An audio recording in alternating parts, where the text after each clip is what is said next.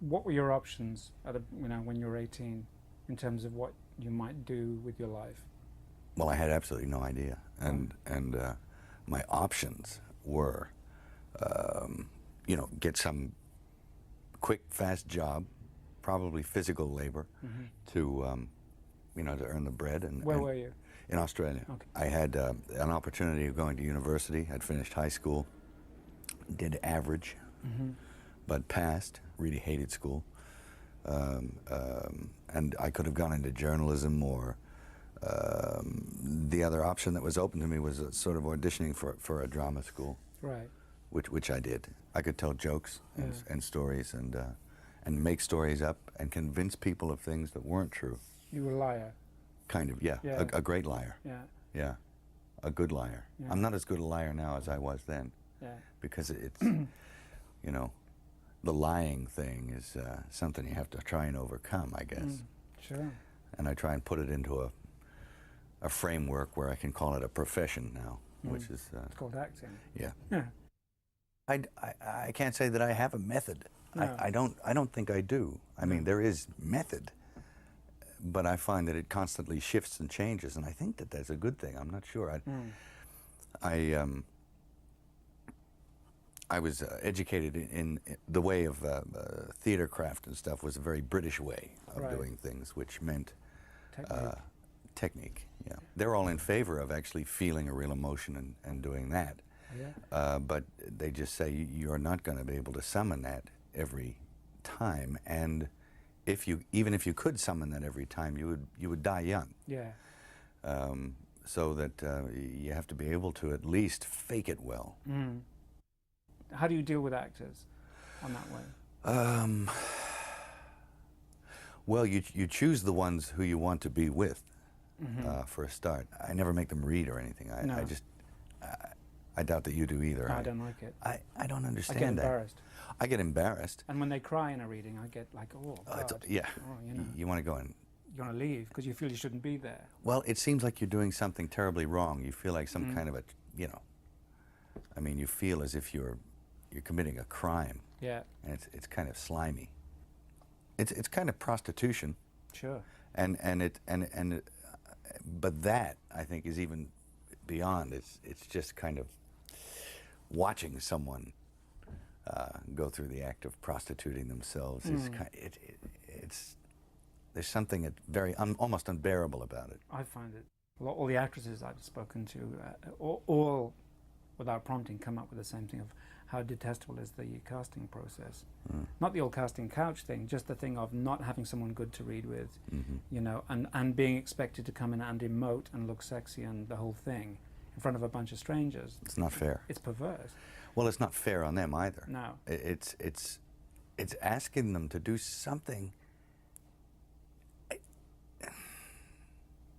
and you don't find out anything from it. Nothing. You find out nothing from it. This is the main reason why I really hate it. You can get them in there, and somebody might do just a slap-up job for that day, but that's what they've aimed at that day. You have to be able to figure out whether they're going to be any good for 3 months while you're working with them.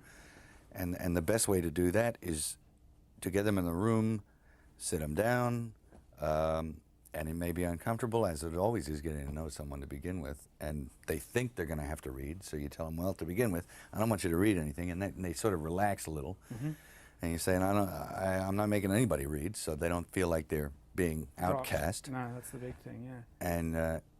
And I don't think it tells you anything except the fact that, well, hey, they can read.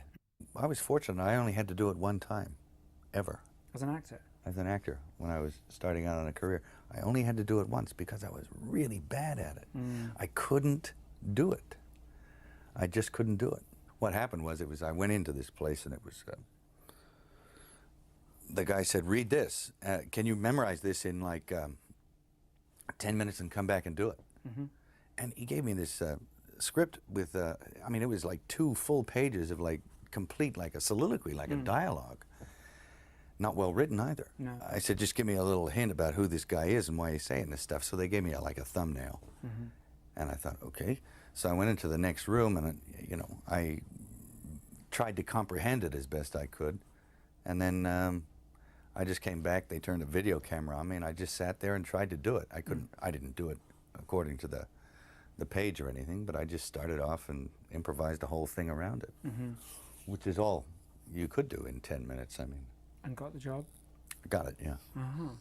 I was so far away from the technical aspects of reading and doing things within some parameter that is given in audition processes that I thought it was hopeless anyway, so I thought, fuck it, threw it away and was relaxed. And that's the best way to find out whether or not this actor, actress will suit your requirement, is to have them relax.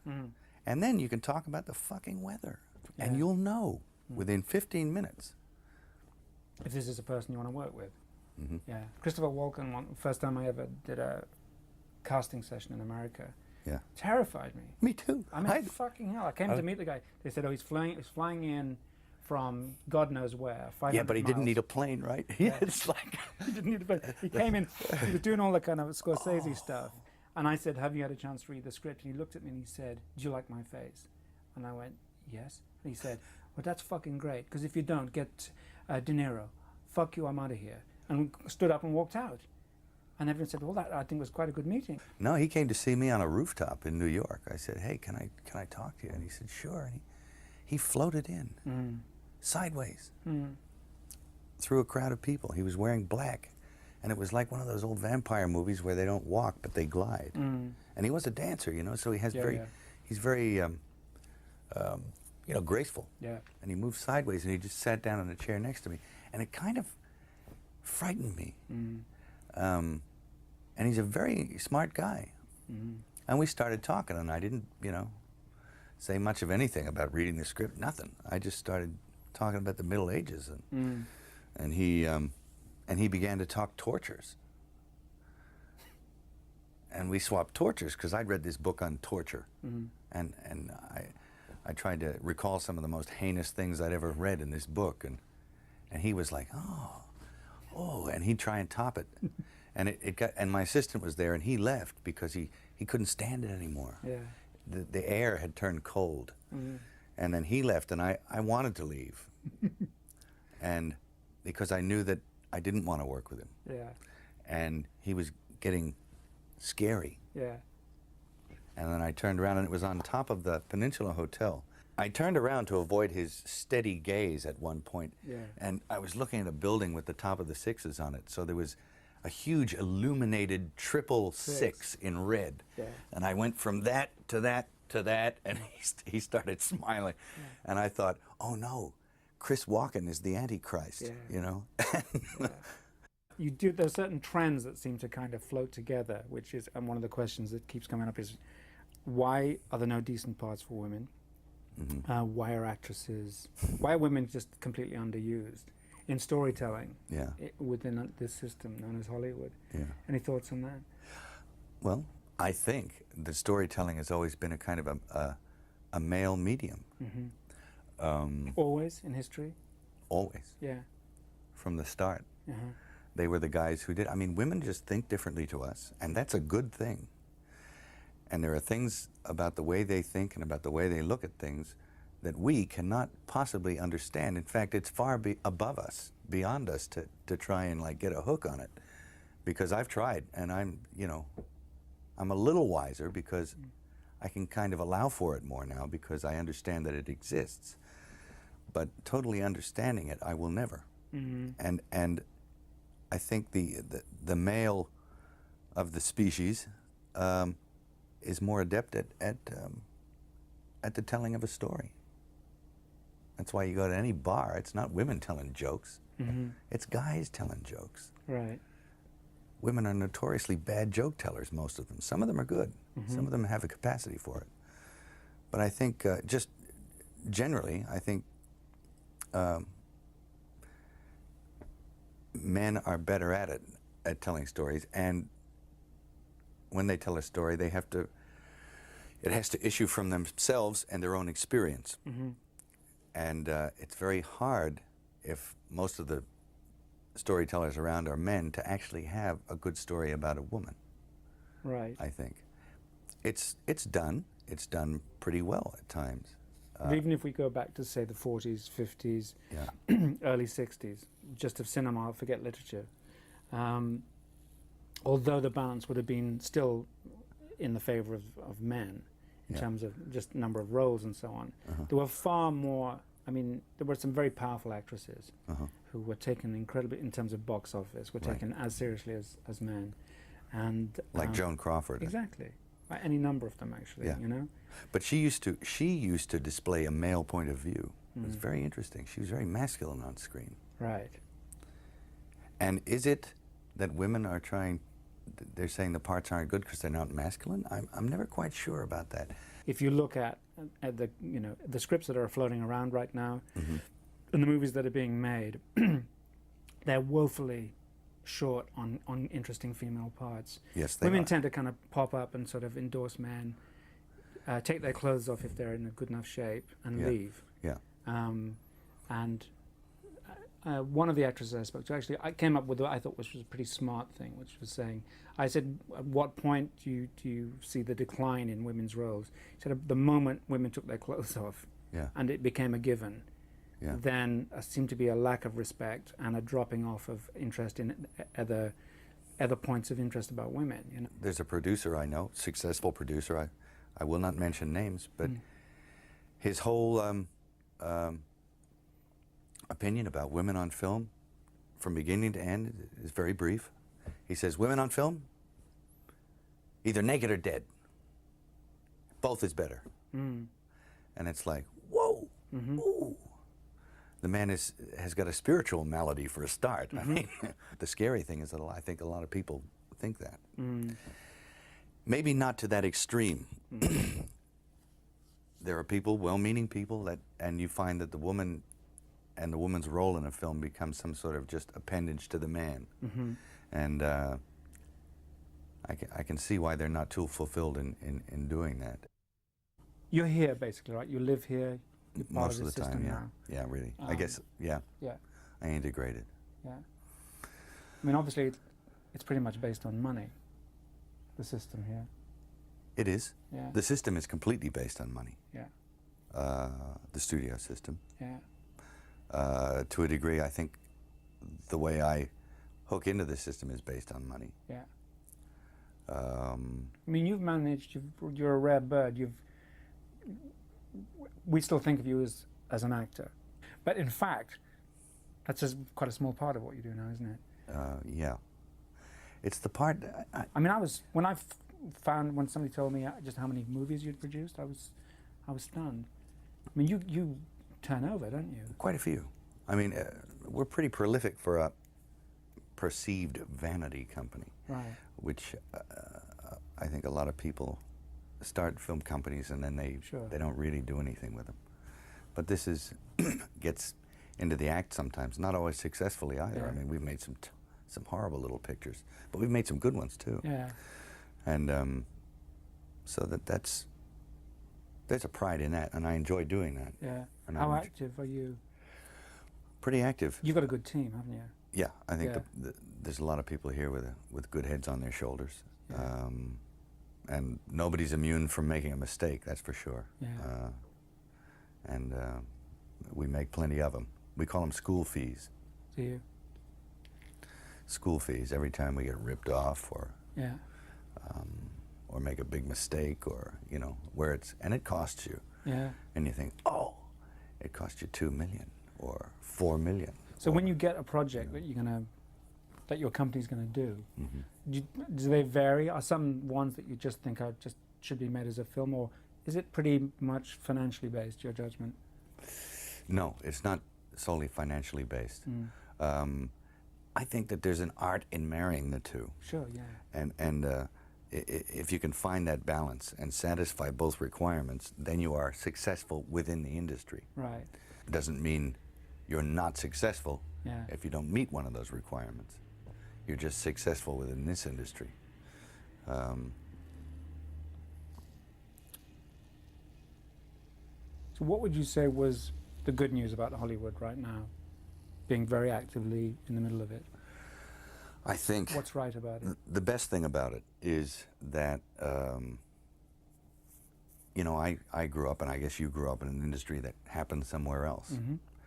And I succumb to the charm of film and filmmaking, and I love it, Mm-hmm. and I love telling a story, and I love everything about it. Mm-hmm. Even the crappy things about it I kind of like. Mm-hmm. And it kind of, I guess it gets almost to a question of like kind of a religion. Mm-hmm. Mecca for filmmakers is this industry here. Mm. It's where there's the biggest pool. It's the watering hole where everyone comes to see, to measure up, to include themselves in the pool, their talent, and that collective thing. It's like you go to the smorgasbord to feed your need to work, and your need to tell stories, and your need to express yourself, whatever form it takes. Is there a collective ethos, or somebody once said my problem was I didn't understand the social contract here. I now understand what that means. Yeah. Do you understand it? The social contract? Yeah. I think I do. Yeah. What is it for you? The social contract. You can't get mad. Mm-hmm. You can't get mad.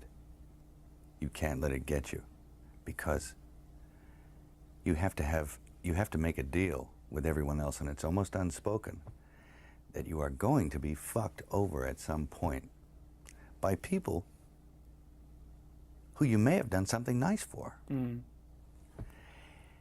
And it may happen that by circumstance, or even very purposefully, that you fuck someone over. But that shouldn't get in the way of you being able to sit down and have fun with them. Am I on the right track? Absolutely. You can't build a resentment about it. You have to still try and love those people. Yeah. Because that's the way they're thinking. Because it ain't personal. No, it's not personal. They don't really mean to hurt you. No. Not really. I don't quite understand. Well, I mean, there's a lot of motivations for why it happens. Yes, many. I mean, money will make you do stuff as well, won't it? I mean, Yes. one, them, us, Yes. you know. Yeah, well, Yeah. whoever. If there's many millions riding on a decision, it's hard to be philosophical. Yes. Yeah. Yeah, very, very hard. Very hard to be, you know, you have to choose what level of integrity you're coming in at. And Okay. and I've often felt it. I've sat there, and I have felt the knife slipped firmly in between my shoulder blades and tried to have it shoved through the other side through my heart. And I've actually felt the whole thing, and I've gone, ah! Wait till next week, you know? Or I'll think, you fucking, and you'll resent it for a little while, then you have to let it go. Otherwise, you'll eat yourself alive here. And I think it takes that kind of cockroach resilience to survive in this town. I mean, this is a bizarre place. And it doesn't take very long, and I'm sure you've experienced this if you've stayed here for any length of time. You come in, you're fresh from the outside, you're off the boat, from the farm, still got shit on your shoes, you're in here, people are charmed by that, that you've still got shit on your shoes. They're charmed by the fresh approach you bring to it, and that's a real thing. Mm-hmm. But they're also stroking the shit out of you, you know, licking you all over. And that's kind of good for you, too. It's great. But it doesn't take very long before you realize, or before it gets to you. It's cascading on you all the time. You can't get away from certain attitudes, from certain modes of behavior that this town and the industry dictate. And no matter how strong you are, when you come in off the farm with those convictions and a certain line of attack, no matter how strong you are going to be affected by this place. No, It's going to divert you from where you were going. Sure. You're going to be diverted. When I came over here, I was in my mid-20s. Right. The first time I really came over here. You know, I had a whole bunch of weird paranoid suspicions about what the hell was going on, because there was a lot of stuff I couldn't understand. Right. And nobody was really bothering to explain it to me. They don't. And And I formed a bunch of opinions about the town and about the people in it that were like, surely that couldn't be, because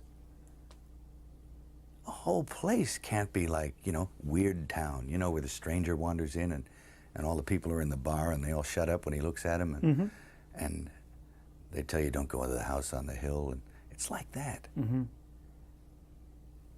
And then you go away and you think, no, I was wrong. I mean, that's insane thinking. I'm paranoid.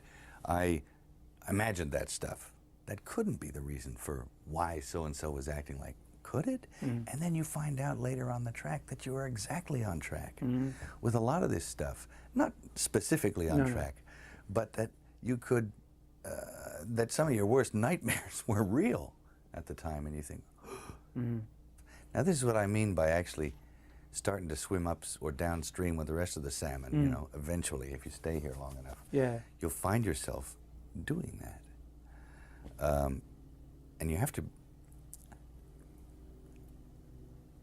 there's a way of doing it without doing it. That takes time. And it takes relaxation. Not being uncomfortable about... Not being uncomfortable, realizing it for what it is. Projecting. Understanding what it is. Once you understand it, well, then you're not afraid of it anymore, so you can just walk around it and through it and then get on with what you tried to get on with in the first place. A place like this can humiliate you. And it can be, it can humiliate you, it can be humbling. I mean, it does rip your life to pieces. Does it? If you'll let it. Yeah. And it's always pounding at the walls. It's these little guys, these little heathens with no soul downstairs with horns on their head with a battering ram trying to like beat your walls in. Yeah. But that's your own devils, you know. Yeah. I mean, as a matter of interest, do you think it's easier because you're an outsider who came in? I think so. Yeah. Because it was glaring to me because I was an outsider who came in. But who isn't an outsider coming into this? Our tape's coming to an end, so I just want to ask you a couple of stupid questions. Just really quick off the top of your head. Give me 5 movies that you like. Not the best in the world, just...